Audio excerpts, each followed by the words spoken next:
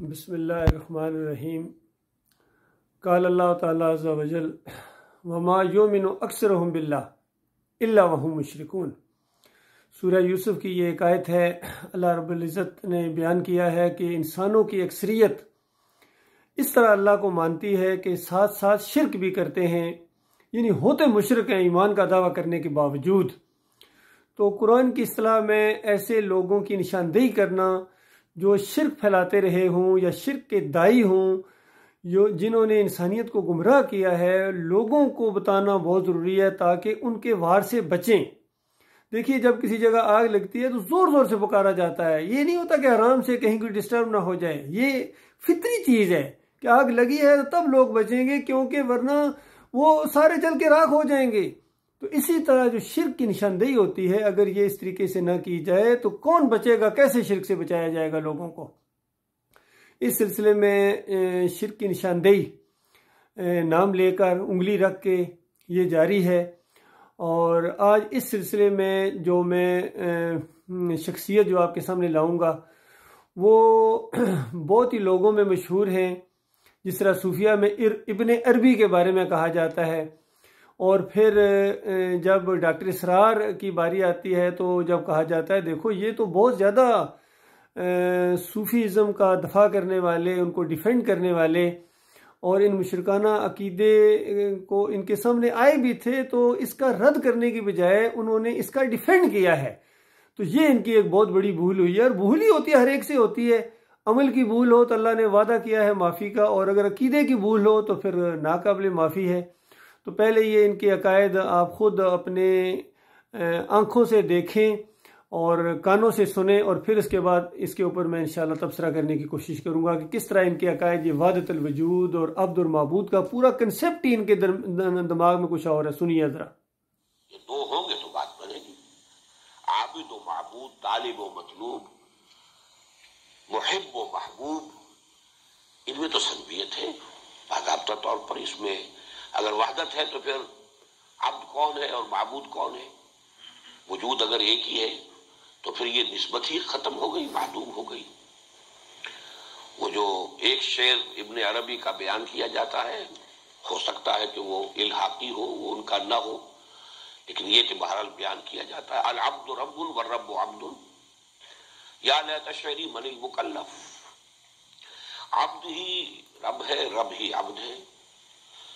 تو اب مجھے سمجھ میں یہ نہیں آتا کہ مکلف کون ہے، کس کو حکم دیا گیا ہے کہ وہ عبادت کرے اور وہ نماز پڑھے اور وہ یہ کرے۔ تکلیف سے مطلب تکلیف شرعیہ، کسی کو مکلف ٹھہرانا۔ تو مکلف کون ہے؟ الرب عبد والعبد رب یا لیت شعری من المکلف۔ تو اس اعتبار سے چونکہ یہ جو ایک نسبت عبد و معبود کو ختم کر دینے والی چیز جو ہوگی وہ شریعت کی جڑ کاٹ دے گی۔ اس حوالے سے شریعت و طریقت دونوں کی بنیاد سنویت ہے، میں اور تو۔ وہ جو کہتے ہیں مٹا دیا میرے ساقی نے عالم منو تو، اگر مٹا دیا تو پھر منو تو پھر عبد اور معبود کی نسبت ختم ہو جائے گی۔ لیکن یہ کہ اسی وقت اس کے ساتھ ساتھ یہ بات بھی سمجھ میں آ چکی تھی کہ حقیقت جو ہے وہ وحدت وجود ہے۔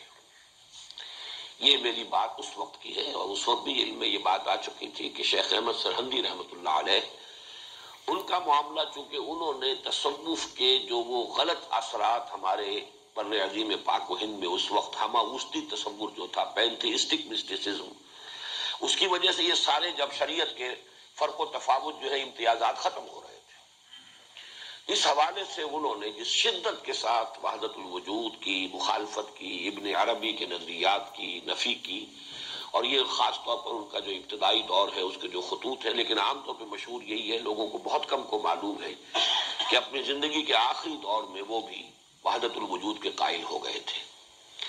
اسی طریقے سے شیخ احمد سرہندی کے ایک طرح سے میں کہا کرتا ہوں کہ بروز کی حیثیت رکھتے ہیں علامہ اقبال، یعنی یہ کہ 17ویں صدی عیسوی میں جو کام کیا ہے شیخ احمد سرہندی رحمۃ اللہ علیہ نے، 20ویں صدی عیسوی میں وہی کام کیا ہے علامہ اقبال نے۔ متحدہ قومیت اور وہ جو متحدہ مذہبیت کے حوالے سے ہندوستان میں سب کو ایک کر دینے کی کوشش اکبر نے کی تھی، وہی فلسفہ تھا جو پھر یہاں گاندھی کے ذریعے سے ایک سیاسی نظریہ متحدہ قومیت کی شکل میں سامنے آیا، اس کی نفی اقبال جیسا شخص نہ ہوتا تو اس کی نفی نہیں ہو سکتی تھی، اگرچہ اس میں کوئی شک نہیں کہ پھر اس کو جس طریقے سے واضح کیا اور مبرہن کیا اور مدلل کیا اور مفصل کیا، اور اس پر جتنے عمدہ مضامین لکھے مولانا مودودی نے، تو اس کی بھی کوئی دوسری مثال نہیں ہے۔ مولانا مودودی کی یہ سلیس عبارتیں اور اس کے اندر ان کی جو خاص، جو ان کے اندر ایک طرز نگارش اللہ نے انہیں دیا تھا وہ، لیکن یہ کہ شخصیت مولانا مودودی کی اس وقت کچھ بھی نہیں تھی، اس کی کوئی حیثیت نہیں بنتی تھی، بلکہ ان کی شخصیت تو اس مسئلے کے حوالے سے بنی ہے۔ اقبال کی شخصیت تھی، اقبال کی حیثیت تھی، اقبال نے جس طریقے سے نفی کی ہے، اور پھر جس طرح براہ راست مولانا مدنی کے ساتھ کنفنٹریشن جو ہے وہ ان کا بہت اونچا مقام تھا اس وقت، شیخ الہند کے گویا کے جانشین، جمعیت علماء ہند کے صدر، تو اس حوالے سے یہ اقبال ہی کی شخصیت کر سکتی تھی۔ اس لیے میں نے کہا ہے کہ حضرت مجدد کے بروز کی حیثیت اس صدی میں شیخ علامہ اقبال کو ہے۔ ان کے بارے میں بھی یہ بات بعد میں مجھے معلوم ہوئی، ان کا بھی مسئلہ یہی ہے کہ ابتدا میں انہوں نے اس وحدت الوجود کی اور اس شاعری کی بڑی شدید مذمت کی ہے، حافظ کو خاص طور پر جو ہے بہت ہی مطعون کیا ہے، لیکن یہ کہ آخری دور کے ان کے اشعار پڑھیں گے تو وہ بات جو میں نے کہا ہے کہ شاید ابن عربی کا وہ شعر جو ہے وہ الحاقی ہو، اس کے آس پاس کا شعر اقبال کے ہاں موجود ہے۔ فاشتر خواہی بگو ہو عبدو، صحافی چاہتے ہو کہ بتا دوں تمہیں، کہہ دو کہ وہ خود ہی اپنا بندہ ہے، ہو عبدو۔ استغفر اللہ، بتائیے کیا کریں۔ استغفر اللہ۔ تو یہ مسئلہ وحدت الوجود کے کچھ نتائج ہے، استغفر اللہ۔ لیکن یہ کہ بہرحال جیسا کہ میں نے عرض کیا تھا کہ یہ جو وادی ہے یہ بڑی خطرناک وادی ہے، اس کو ہضم کرنا بہت مشکل ہے۔ اس حوالے سے اس میں سکوت اور خاموشی ہی اکثر و بیشتر لوگوں نے اختیار کی ہے۔ میں اسے اب تک اپنے دروس میں بیان کرتا رہا ہوں تو آپ کے علم میں ہے کہ اس لیے کہ میں اس میں اگرچہ میری ذاتی رائے ہے لیکن میں اس کا مبلغ نہیں ہوں، میں نے صرف اس کا اس لیے تذکرہ کیا ہے کہ ہماری تاریخ میں عظیم ترین شخصیات اس کی قائل ہیں۔ اگر صرف ابن عربی کا معاملہ ہوتا کوئی ایسی بات نہیں تھی، ابن عربی کے بعد آپ کے علم میں ہونا چاہیے رومی، جامی، حافظ، یہ شعراء کی تو یوں سمجھیے کہ بے دل، غالب، چلتے جائیے سارے کے سارے شعراء۔ شعر میں تو جو رنگ پیدا ہوتا ہے اس سے، اور جو سرور اور کیف پیدا ہوتا ہے، ظاہر بات ہے کہ وہ اور کس شے سے ہوگا۔ تو ایک تو یہ، لیکن یہ کہ ہماری دینی شخصیتوں میں شاہ ولی اللہ دہلوی رحمۃ اللہ علیہ کا جو قول فیصل آیا وہ یہ کہ شیخ احمد سرہندی کا جو بھی نظریہ ہے اور جو شیخ ابن عربی کا نظریہ، ان میں کوئی فرق نہیں۔ یہ قول فیصل شاہ ولی اللہ کا ہے، قول فیصل مکتوب مدنی ان کا ایک چھوٹا سا کتاب سے سمجھیے کہ انہوں نے اس موضوع پر لکھا ہے کہ اس میں لطیف سا تعبیر کا فرق ہے، بات ایک ہی ہے، اور یہ اس کو پھر خود انہوں نے جو نام دیا وہ توحید وجودی۔ یہ چونکہ شاہ ولی اللہ کا مسئلہ بھی ہے، اور بہت سے ہمارے صوفیہ کی اکثریت جو ہے وہ در حقیقت وحدت الوجود کی قائل ہے۔ اس حوالے سے میں ڈیفینڈ کرتا ہوں، صرف ڈیفینڈ یہ کرتے بات ہیں۔ جو ہے ایک یعنی یہ ویڈیو لمبا ہو جائے گا ورنہ میں آپ کو اور سناتا۔ یہ ڈیفینڈ کرتے ہیں بجائے اس کے کہ اللہ کی وحدانیت کو ڈیفینڈ کریں، اللہ کی کتاب کو ڈیفینڈ کریں، اللہ کے رسول صلی اللہ علیہ وآلہ وسلم کی جو احادیث ہیں ان کو ڈیفینڈ کریں۔ اب یہ دونوں الٹ چیزیں ہیں، اب کیا کیا جائے؟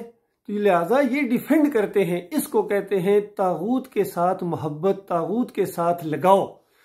تو اس عقیدے کے اوپر یہ مرے ہیں پوری زندگی۔ میں نے اسی طرح یہ غامدی کا ایک اسی طریقے سے وہ بیان سنا، تو وہ یہ کہتے ہیں بالکل اسی انداز سے، انہوں نے بڑے بڑے اکابرین کے صوفیہ کے وہ جو فلسفے تھے، خدائی کے دعوے، اور اوپر سے آواز آئی، ندا آئی، یہ وہ، تو غامدی صاحب نتیجہ یہ نکال رہے ہیں کہ غلام احمد قادیانی کو تم لوگوں نے کافر کہہ دیا اور اسٹیٹ نے اس کو کافر قرار دے دیا ہے، حالانکہ اس سے بڑے دعوے صوفیہ کے اندر موجود ہیں، شیخ اکبر کے دعوے، محی الدین چشتی کے دعوے، عبد القادر جیلانی کے دعوے، علی حجویری صاحب کے دعوے، احمد سرہندی کے دعوے، سب موجود ہیں، شعراء کے دعوے بھی اسی طرح کے موجود ہیں۔ تو جب ان کو کافر نہیں کہا گیا ہے تو غلام احمد قادیانی صرف ایک کو کافر قرار دے دینا، یہ جو ہے انصاف نہیں ہے۔ یہ وہ غامدی صاحب کہہ رہے ہیں، وہ تو یہاں تک کہتے ہیں کہ اسٹیٹ بھی اس کی مجاز نہیں ہے۔ تو اصل میں یہ فرق ہے غامدی سوچ میں، پھر ڈاکٹر اسرار کی سوچ میں، ان صوفیوں کی سوچ میں، اور یعنی ان کی ایک ہی طرح کی سوچ ہے کہ ان کو کچھ نہ کہا جائے، ان کو ڈیفینڈ کیا جائے۔ صحیح معنوں میں جو انتقام لیا ہے نا ان سے، وہ لیا ہے ڈاکٹر مسعود الدین عثمانی رحمۃ اللہ علیہ نے۔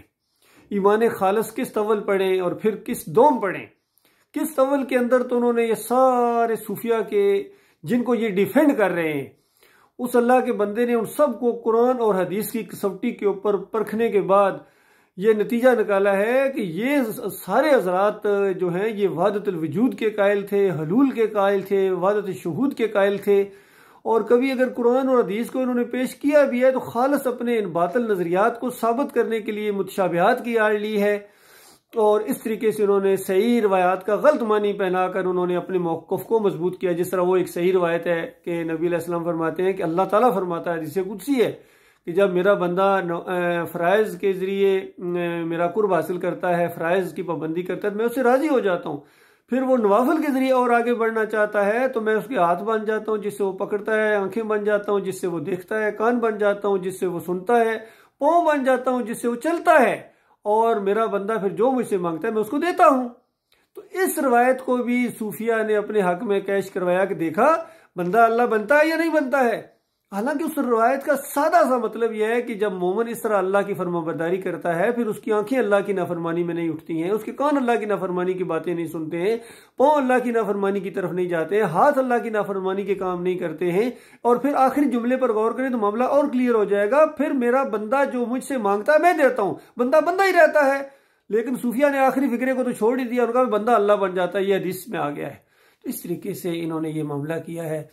پھر ایمان خالص کس دوم کے اندر ڈاکٹر عثمانی رحمۃ اللہ علیہ نے یہ جو علماء گزرے ہیں بڑے بڑے جنہوں نے یہ قبر پرستی کی بنیاد فراہم کی ہے، جس طرح احمد بن حنبل، ابن تیمیہ، ابن قیم، ابن حجر عسقلانی، اور سارے مسلکوں کے جو بانی گزرے ہیں، احمد رضا خان ہوں، مودودی صاحب ہوں، یا یہ میاں نذیر دہلوی ہوں، جتنے بھی یہ ان کے تبلیغی جماعت کے کاندلوی صاحب ہوں، زکریا صاحب ہوں، انہوں نے قبر پرستی کے انبار لگا دیے اپنی کتابوں کے اندر کہ یہ مردہ سنتا ہے، دیکھتا ہے، پہچانتا ہے، مدد کرتا ہے۔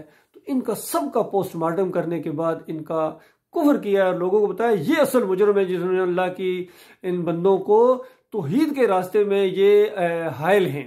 تو اللہ کے بندوں خود آپ نے اپنی آنکھوں سے دیکھا ہے ڈاکٹر اسرار کیا کہہ رہے ہیں، ڈیفینڈ کر رہے ہیں، کفر و شرک کے باطل عقائد کا ڈیفینڈ کر رہے ہیں، یہ ان کی خدمات ہیں۔ تو بتاؤ اللہ کے بندوں، دنیا میں تو آپ نے ان کو ڈیفینڈ کر لیا، کل قیامت کے دن اللہ کی دربار کے اندر کون ڈیفینڈ کرے گا؟ وہاں ان کا کون حمایتی ہوگا؟ کون ان کی وکالت کرے گا؟ کون ان کو اللہ کے عذاب سے بچائے گا؟ تو لہٰذا مسئلہ یہ ہے۔ تو آج اگر جو کبھی ایمان کی بات ہوتی ہے، توحید کی بات ہوتی ہے، ان کے کابرین کا رد کیا جاتا ہے تو ان کے حمایتی کھڑے ہو جاتے ہیں، وہ اتنے اتنے بڑے بزرگ تھے جی، وہ نہیں جانتے تھے جی، آپ کہاں کے پڑھے ہوئے جی، کس مدرسے کے پڑھے ہوئے ہیں؟ بھائی مدرسوں کے پڑھے ہوں کا یہ حال ہے۔ وہ جو کسی نے کہا نا کہ گلا تو گھونٹ دیا اہل مدرسہ نے تیرا، کہاں سے آئے صدا لا الہ الا اللہ؟ ان مدرسوں نے تو گلا گھونٹا ہوا ہے، توحید کا گلا گھونٹا ہوا ہے۔ یہ سارے مدرسوں کے فارغ التحصیل ہیں جن جو آپ دھرنے دے رہے ہیں، چوکوں میں بیٹھے ہوئے ہیں اور لوگوں کا مال کھا رہے ہیں، اذان اللہ کے لیے نہیں دیتے ہیں، پیسوں کے لیے دیتے ہیں، امامت اللہ کے لیے نہیں کراتے ہیں، پیسوں کے لیے کراتے ہیں۔ پھر مسلک انہوں نے تھامے ہوئے ہیں، اپنے اپنے دائرے کے اندر بند ہیں، تو انہوں نے دین کا راستہ روکا ہوا ہے۔ یہ دیندار نہیں، دکاندار ہیں، رازن ہیں، یہ رہنما نہیں، رازن ہیں، ٹھگ ہیں۔